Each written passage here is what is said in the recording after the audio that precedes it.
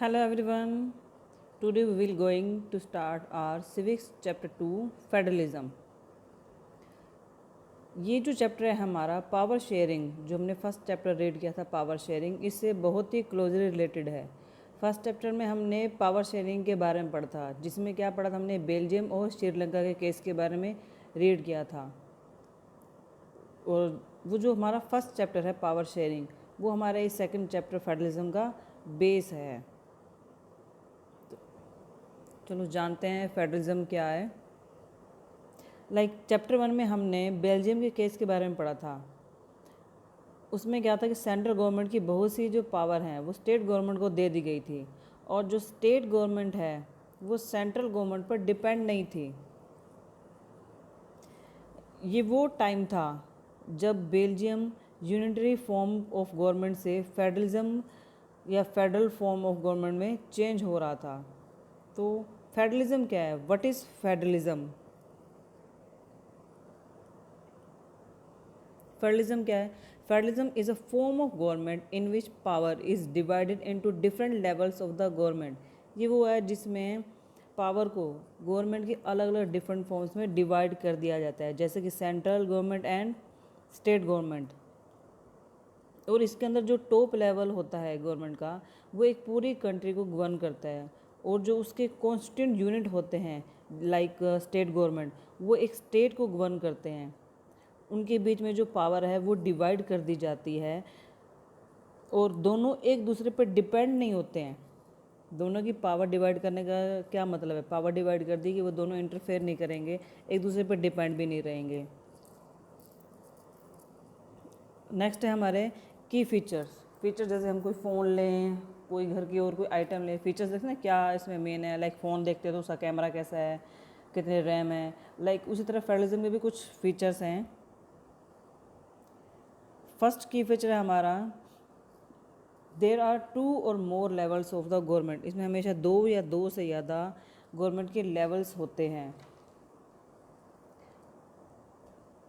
Second है government के different levels same citizen को गवर्न करते हैं। डिफरेंट लेवल्स हैं, सेंट्रल गवर्नमेंट जो है वो पूरी कंट्री को गवर्न कर रही है, तो उसके अंदर सारे सिटीजन्स आ रहे हैं। एक स्टेट गवर्नमेंट जो है वो स्टेट को गवर्न कर रही है, स्टेट के सिटीजन को गवर्न कर रही है। तो स्टेट भी तो किस में अंदर आ रही है? सेंट्रल गवर्नमेंट के अंदर आ रही है। तो वही है, गवर्नमेंट के डिफरेंट लेवल्स जो हैं सेम सिटीजन्स को गवर्न करते हैं। थर्ड है हमारा कॉन्स्टिट्यूशन में क्लियर डिफाइन किया जाता है कि गवर्नमेंट का जो कौन सा लेवल है वो कौन से एरिया को गवर्न करेगा।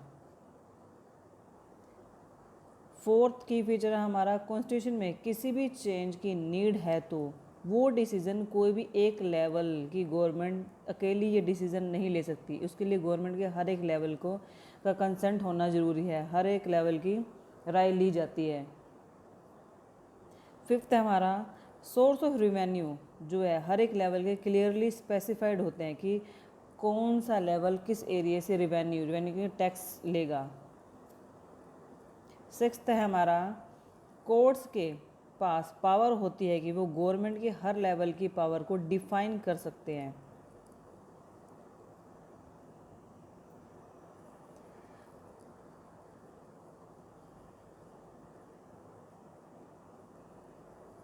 सेवंथ और लास्ट है हमारा एक फेडरल सिस्टम को हम एक आइडियल फेडरल सिस्टम तभी कह सकते हैं जब उसके अंदर 2 चीज़ें हों। फर्स्ट है म्यूचुअल ट्रस्ट एंड सेकंड है agreement to live together.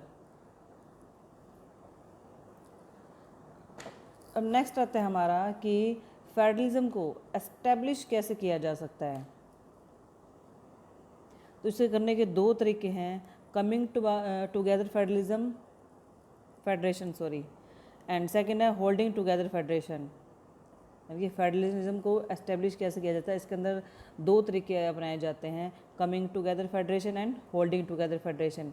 First जो है कमिंग टुगेदर फेडरेशन, इसमें क्या होता है इंडिपेंडेंट स्टेट्स एक साथ आगे आती हैं और एक कंट्री फॉर्म करती हैं, जिसमें गवर्नमेंट के डिफरेंट लेवल्स बनाए जाते हैं। यानी कि इसमें जो स्टेट्स हैं वो मिलकर एक कंट्री बनाती हैं, उसके अंदर फिर वो एक गवर्नमेंट के डिफरेंट लेवल्स बनाए जाते हैं और पावर डिवाइड की जाती है उसके अंदर। फॉर एग्जांपल है इसके यूएसए एंड ऑस्ट्रेलिया। सेकेंड है हमारा होल्डिंग टुगेदर फेडरेशन। इसके अंदर क्या होता है, एक लार्ज कंट्री गवर्नमेंट के डिफरेंट लेवल फॉर्म करती है।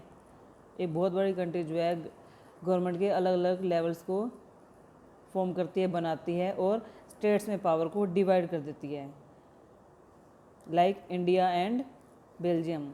डिफरेंस क्या है, फर्स्ट में क्या है, स्टेट्स जो है एक कंट्री को फॉर्म करती हैं, और सेकंड में क्या है, एक कंट्री जो है वो अलग अलग गवर्नमेंट के लेवल्स को डिवाइड करती है और स्टेट में पावर को डिवाइड करती है साथ में।